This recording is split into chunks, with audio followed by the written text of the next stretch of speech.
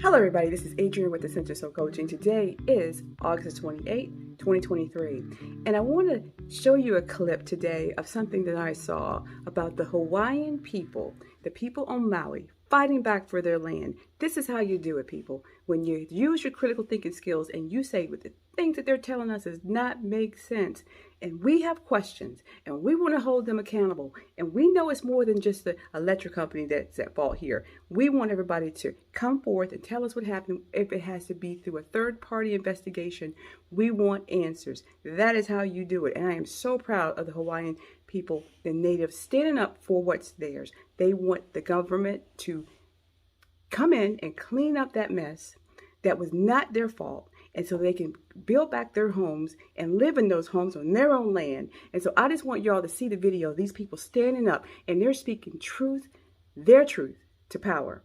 Now, you don't have to agree with it. You don't have to believe anything that they're saying, but they in their heart know that something's wrong, and they are standing up. And I just wish that the rest of us could be as brave and courageous and outspoken as they are. They are passionate about keeping their land. They're passionate about being treated properly in this world. They're passionate about the truth being revealed. No matter where the truth leads, they are willing to hear it, but they want to hear the truth and not a lot of lies, not the truth being obstructed in any form or fashion. They are ready. They're fighting. They're fighting because something's not right in their heart about what happened to their land. We need to be as passionate and purposeful and intentional as they are with our own lives. And when we see things that's not happening the way they should, or we're being lied to in one way or the other, that we should speak up and not just let things, it'll fix itself, or let someone else fix it. We need to get in there and we need to fight for what's right. They are examples of how we should be fighting now for the truth of all the things that's happening since 2020. And we're not doing it. We're just laying back and letting someone else tell us what to do, what to think, how to feel, instead of saying, you know what, this doesn't sound right. And we don't think we're going to do what you tell us to do until it makes sense to us. Not being fearful, but having information and doing the research and understanding that all these things that we're hearing, that we're calling conspiracy theories and tinfoil hat, maybe there's some truth behind it, and maybe you should take a look into it and see, because most of us want just to have a regular, normal life every day. Prior to 2020, if you can call that normal. We go to work, we come home to our families, we go on our vacations, we go out to eat dinner, we go to the park, we save our money in our 401k, we have a nice, decent house, so we can at least rent something that's pretty decent, right? Have a nice, decent car, have a job to go to. And now all of that's being erased, and all we do is sit back and say, I don't know what you're talking about. Sounds like a conspiracy theory.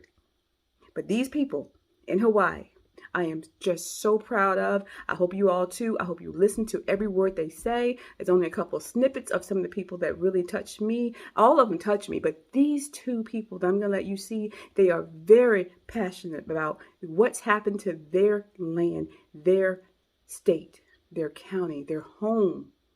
And they want answers for it. And they're not going to lay down and let anybody roll over them and tell them a bunch of lies and think they're going to just accept it because they say so. No, they're standing up for what is theirs. They're standing up for the truth. They're standing up for their culture. So anyway, we're going to let you listen to it. And I hope you get some wisdom, get some passion, get some feelings about it. And if you choose to help them, I hope you reach out to some of the agencies that are helping these individuals and these families one by one, independently, outside of the Red Cross, outside of the FEMA. They are people who are donating money because they feel like they were wrong, and they're going to do whatever they can to help these people keep their land. So anyway, here we go. These are their opinions, but you know what? They're speaking their truth to power. So many people, my employees, they're Filipino they're Filipino.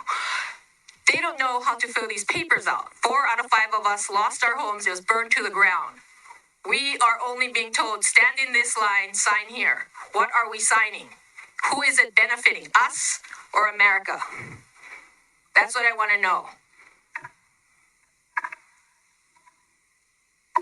And I want to know when we get to go back to our home in Wainea. Maybe it's gone, but they're for reasons that I don't want to discuss. We need to go back there. Are you guys going to just scrape it all away and say disaster zone?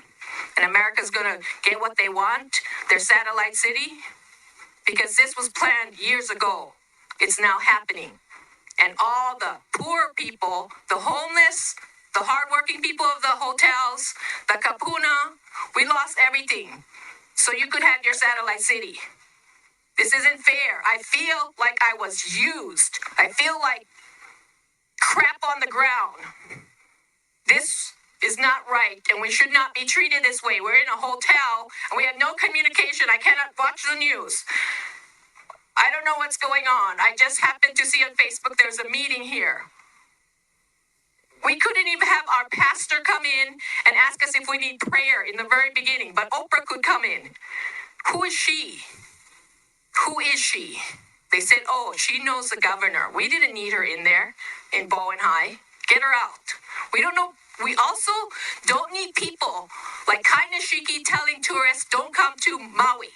Because some of us, thousands of us, work in the hotel industry. They pay our mortgage. They give us our medical. And the medical, besides the county, is pretty good for somebody old like me. So don't go tell tourists, don't come Maui, because you're not speaking for us, the working people. You're speaking for yourself. Tourists come, we love you. We have aloha. You have gave us money through your donations. We're not saying don't come. Come, because you will be helping us, the lower people. The grains of sand of Maui is what we are. We're not the ones living up in Laniapoku. Not one of those houses burned. Puamana is still there. Lahaina Shores is still there.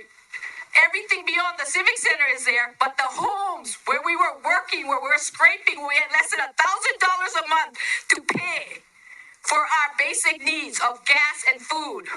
We busted our ass, and this is what we get. Nobody called us. Our phones didn't work from 5 a.m. The fire was not 10 o'clock when I went to work. The fire was still there. There was no water. Tell me if that's coincidence. No water, no warning. And everybody talking about the satellite city before the fire. Lahaina gonna be the first satellite city. Well, hey, Jeff Bezos, you got what you wanted. Oprah, you got what you wanted. And the guy who owns the nut, you got what you wanted. Fuck us all over. That's what happened. Okay. We need help in Lahaina. Who's gonna come now and ask us, can I pray for you, Auntie? Thank you. Can I help you with your paperwork? Because all we got so far was $700, and we don't know who to call or anything. And so we want accountability of people, that electric company, the police. Why did the police block people from coming and exiting? They had lines of people lined on Front Street. We heard testimony blocking the road over there by Chart House, and that the lines was not down from Wahikuli yet. And hundreds of people were backed up there with people in their cars, and a lot of people lost their lives, from what I understand. And why is not the police officer that was over there? He should be investigated. That wasn't the only place, Kilauea, Mauka, where Halemahaolu burnt down. I was told by people who escaped there on foot that the officer had blocked the road. People could not get out. My brother literally had to go cut the chain off of the old sugar mill camp area to let people out of the top of Kilauea, Mauka. And that's how people got out, because the roads were all blocked, because the police were blocking it. This is what I'm hearing. And we want accountability. It needs to be investigated by a third party that is not associated with the government. That is not associated. Investigators should come in and they should look at this. Right now, there's gross negligence, possibly criminal negligence on this pot. People in Lahaina are angry, like other people have testified. We don't trust the government because of what has happened. I'm an attorney myself. And I question, there's so many things that are questionable that has happened here. And we want the trust to be restored in the government situation. And we need to have clarity, transparency on all these things. We were blocked out from coming back into Lahaina. I was blocked out several days. I could not come in. There was chaos. People was rioting at the stops. People told us it was fires, but my cousins told me it actually was riots going on over there.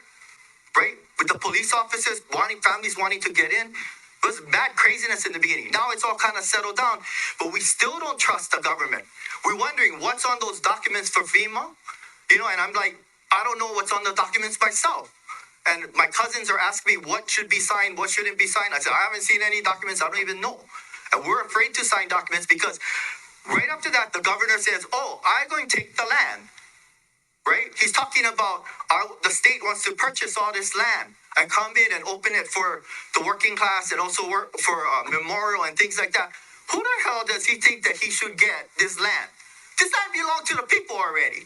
Okay. The government is liable for this, grossly negligent, at least if not criminally negligent, right?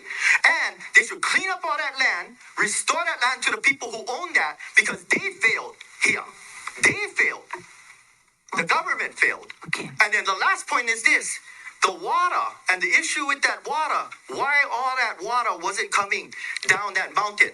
From what I understand, they had to go ask the kalo farmers up the mountain about that. There's been arguments in Lahaina about water. I'm Hawaiian. I grow kalo. I agree with water being supplied for kalo and all that. But in one emergency, there's no excuse that the water didn't come down that mountain. And that the sea worm held that back. And if Hawaiian families are responsible for that too, because of their pressure on the government, they should be reviewed for that action too. And they shouldn't have to say that they had to the point where it destroyed all of Lahaina. That's the other side of it. Because we're hearing half of Lahaina that agrees with this stuff, and the other half, now we speaking up because our families are suffering from it, from those policies. And we need to start looking at those policies seriously. And like I said, I'm a kalo farmer. I grow kalo myself for my family. I also live off the land. I'm on land that has water coming down that valley. And I'm off the grid. But I don't agree within an emergency situation that thing caused this to have no water for the homes, and the fire is burning up the basin. And it's not West Maui land's fault. They need us to stand with them. Because guess what? One day it could be us. Only we can make it better together.